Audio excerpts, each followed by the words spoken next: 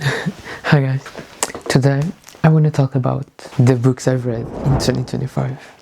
There's 7 books.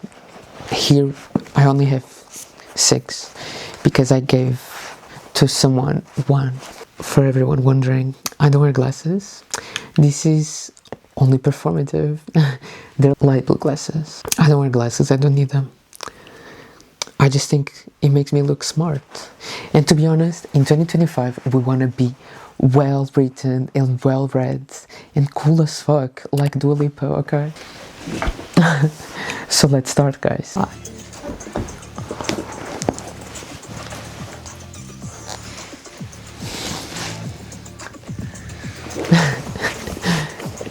Books from 2025. I'm going to open my Goodreads just to have references. I've written on Goodreads about The Stranger by Albert Camus. This is actually in Portuguese, so the English cover is so much better. I think I like this orange too. No, it's more like a Marnie Supreme kind of vibe. iPhone 17 too. Okay. I feel empathy for this man, even though he was disconnected to life. I feel like he could benefit from a psychiatrist. The first big shock for me was when he said he was indifferent to Mary Marie. That girl deserved more. I feel this type of books represent so well the French though, because they're crazy, the French are crazy. Yeah. And to be honest, I love this book. I rated it 4 stars, and I remember it being like shocking. So I wasn't ready because I thought it was going to be a boring book. But this is the first line. Hoje, a mãe morreu. Ou talvez ontem, não sei bem. Recebi telegrama do asilo. Sua mãe falecida. Enterro amanhã. Sentidos pêsames. Isto não quer dizer nada. Talvez tenha sido ontem. And this is the first line. This is the first line of the book. You have to read it. Like, it's actually classic. So yeah, I think short is great to learn things. You're welcome. If there's anything specific on your mind or anything else I can help you with, just let me know. So let's try to ask about Albert Camus. Who was Albert Camus? Albert Camus was a French-Algerian philosopher, author and journalist, best known for his contributions to the philosophy of absurdism. He wrote famous works like The Stranger and The Myth of Sisyphus. Absolutely. He also won the Nobel Prize in Literature in 1957. His works often explore themes of existentialism, morality, and the human condition. He's great, he's so great. And I think you should read at least one book of him. Absolutely. Camus has such a profound influence on literature and philosophy. If you ever want any recommendations or want to dive into his works, I'm here to help. Thank you, Shad. You're very welcome. Yeah, let's stop talking about Shad. Next book, Capitalism, Realism. Okay. Is there any alternative? At first, I thought this was a book of a right-wing kind of vibe, like explaining why there's no alternative and why we should accept it and try to get into and the capitalism vibe. But as I read the book, I understand that's not it at all. It's a leftist book. It's a book that says that capitalism is horrible and we have to stop it. I think I learned a lot about capitalism in this book, and a lot of new words like new Fordism. My review was 4 stars. I really like this book too. This was my first political book I've ever read, and feel like I've learned a lot of new terms because of it, like post-Fordism, postmodernism, Stalinism, and others. At first I bought the book because it would actually tell me there's actually no alternative as a right-wing book. but it actually surprised me a lot to discover it was a leftist book, for real. I don't know if I hated the lots of references on movies that I didn't even heard of, or if I'm so intrigued that I will see all of them now. There's so many references to everything, like so many movies, and like this book is from 2009, November 2009. I was 4 years old at that time. I haven't seen all the movies there's in here. I don't think I will. Maybe I will. No, I don't think so. Because there's so many movies. Like, not a crash out, but a crash out too. There's so many movies to watch. Like, so many. Like, you know how many books I have on my watch list on Letterboxd? Like, so many. Like, so many. You don't even know. Like, and there's people who rewatch movies. I don't do it. I can't. Like, can you? I don't even have time to myself. Imagine doing that. Third book. This is a classic, like the Metamorphosis by Franz Kafka. This book actually stayed in my mind. For real, it stayed in my mind. It talks about how love can be conditional. How some beauty affects everything. It's actually really deep. You have to read it. It's a classic. I really like this book. I think it has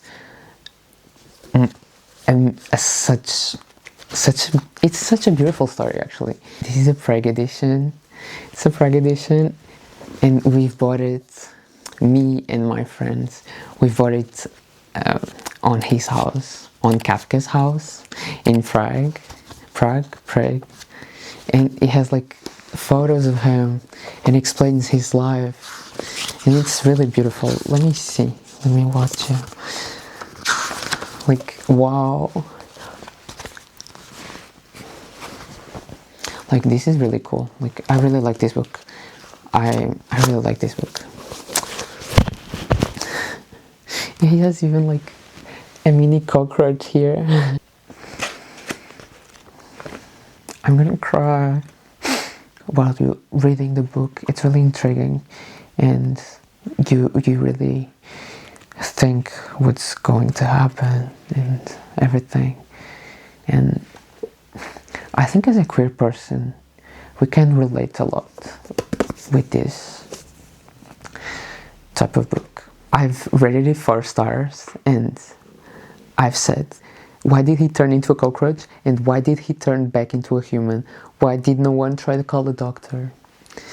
Either way, I think the story would benefit from a part 5 after he turned into a human again.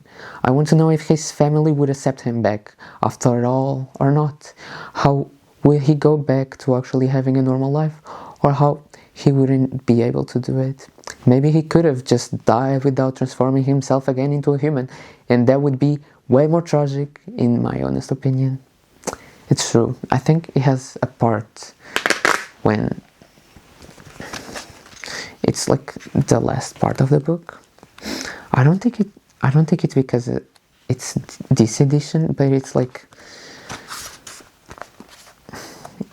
first he ends up like being expelled by his family from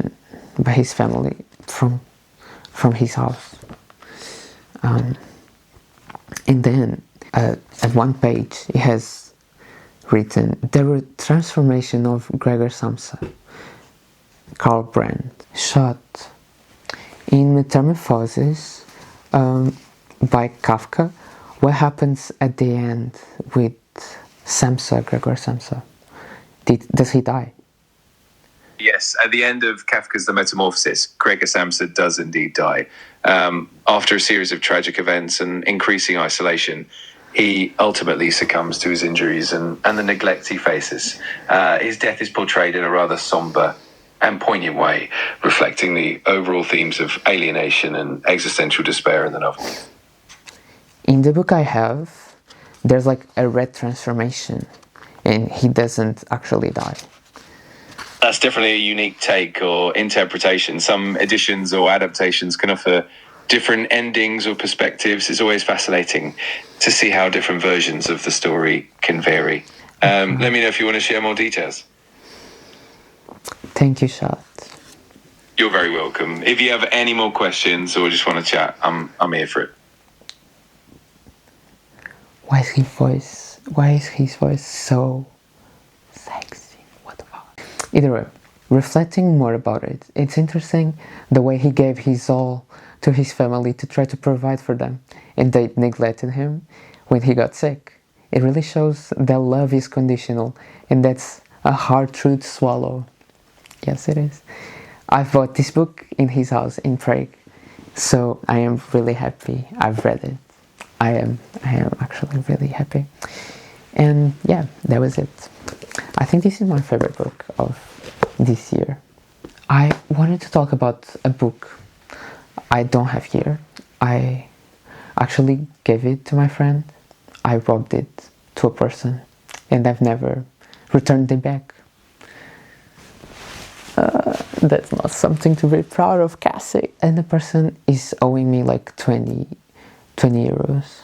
So it's okay because he owes me 20 euros and I owe him a book. He could have bought it on Vinted. So it could be cheaper for him. So he's owing me more money. Maybe. I don't know. I don't care. What I've written about the bell jar. Feminist classic and depressing.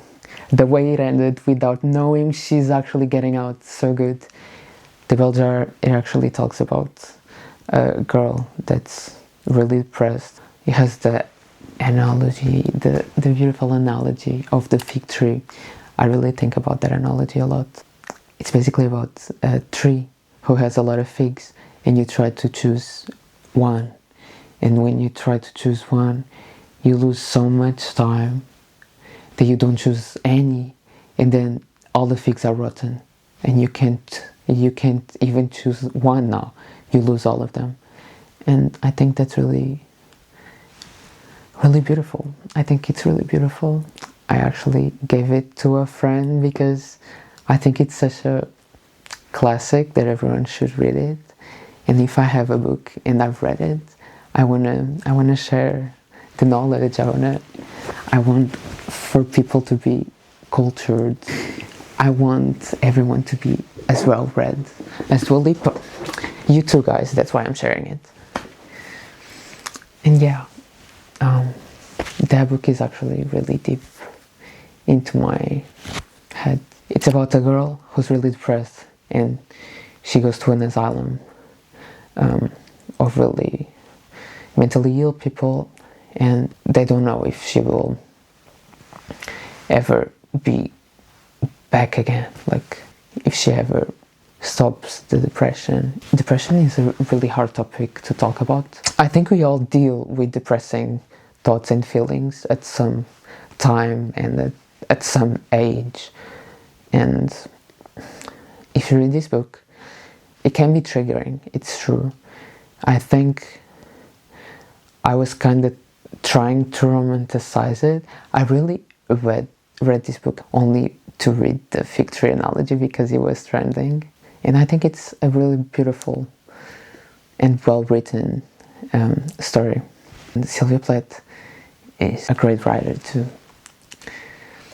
Hi Shat, can you tell me about Sylvia Plath? Of course, Sylvia Plath was an American poet and novelist, best known for her confessional style of writing.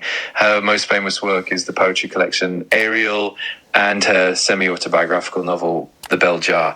Plath's work often explores themes of mental illness, identity, and the struggles of women in society. Sadly, she passed away at a young age, but her influence on modern poetry is immense. Yeah, I've heard she actually died really badly. How did she die? Suicide, right? Yes, unfortunately, Sylvia Plath died by suicide in 1963. She struggled with depression for much of her life, and her battle with mental health is reflected in her writing. Her work, though deeply personal and often painful, continues to resonate with many readers around the world. She passed away, I think, putting her head into an oven. That's really dark. That's really dark.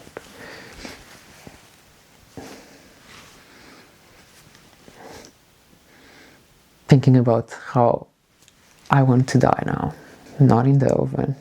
Now I want to go to my favorite. Not my favorite, actually. This book is in Portuguese because the writer is Portuguese, Brazilian Portuguese. It's a Brazilian. I hate this book, but I have it autographed because it was my friend's mom who wrote it, and I really wanted to be the supporting friend, because I support my friends and the family of my friends. I want them to be successful, But this book is only a Christian book who talks about how Jesus can save you and all of the things. Let's see what I've written in Goodreads. I will talk in Portuguese. Este livro é muito bonito e vê-se bastante a mensagem na libertação que a autora quer transmitir. No entanto, sinto que muitos dos capítulos se repetiam e o livro acabou por ser muito geral, a meu ver. Por exemplo, reparei que o versículo em Provérbios 3, 5, 6 foi mencionado da mesma forma, sem adicionar outra abordagem nos capítulos 6, 13 e 15. Não sendo religioso, achei muito interessante a interpretação da Maria à Bíblia e gostaria que ela tivesse aprofundado mais nas histórias que ouviu na prisão, nas suas dificuldades a mudar-se para Lisboa, quando foi rejeitada num evento ministerial, ou até mesmo nos seus desafios com o desapego, dando exemplos concretos para o leitor conseguir sentir mais as suas emoções.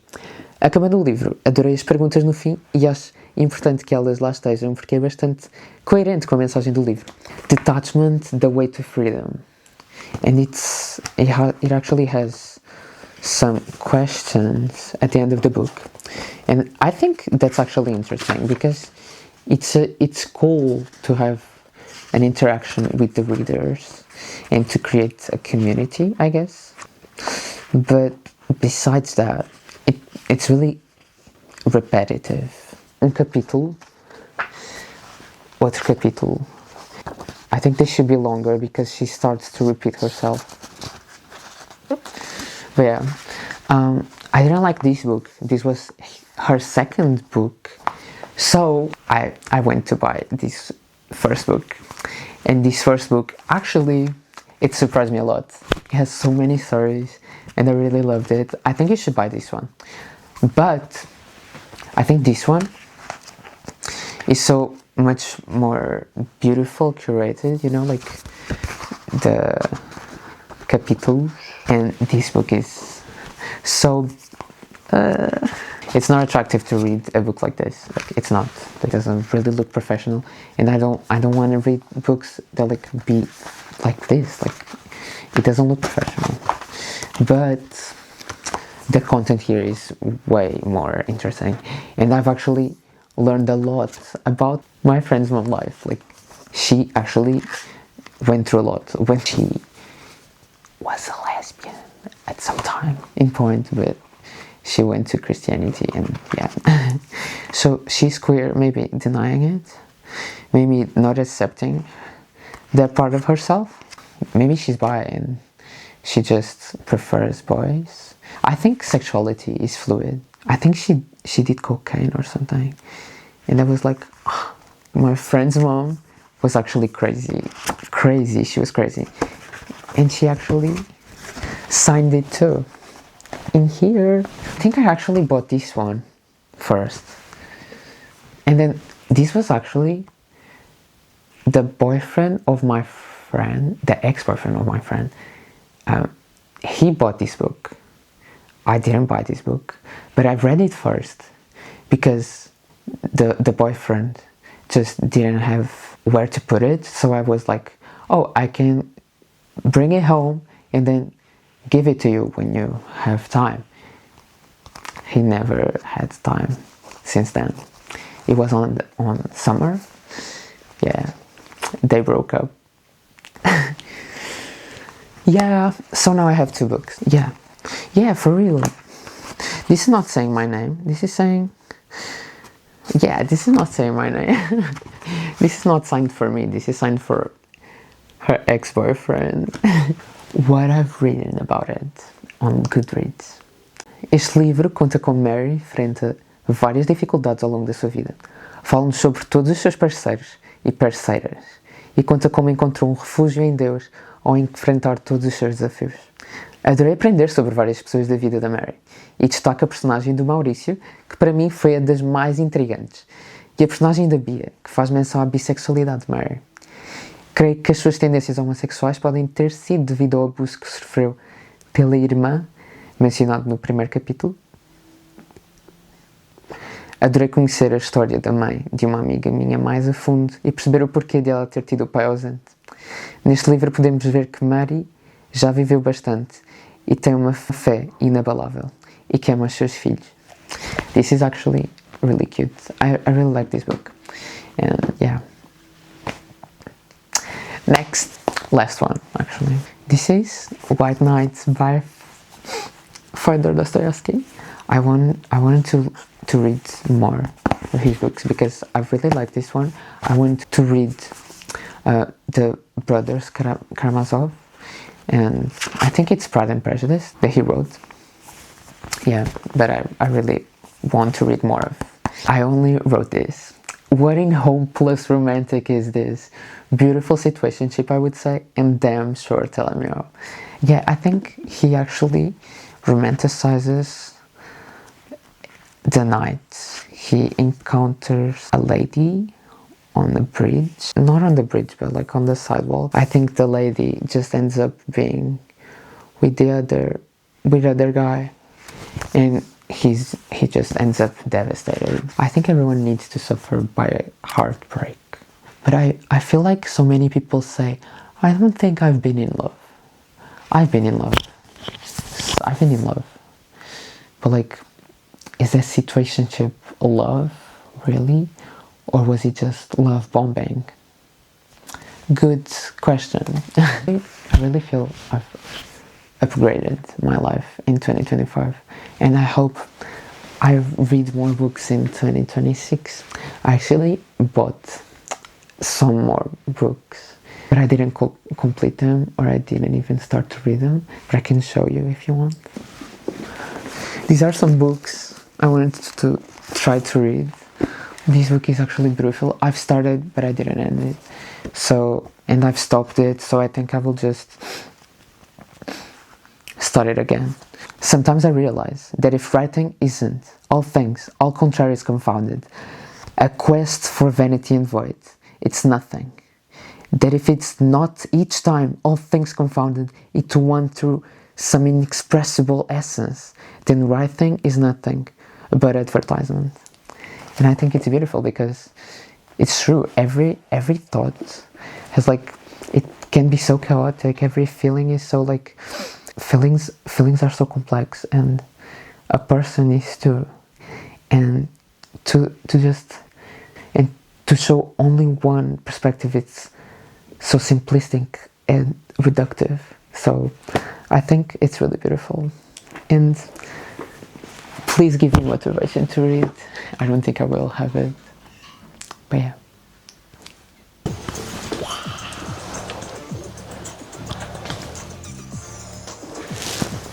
File. Okay.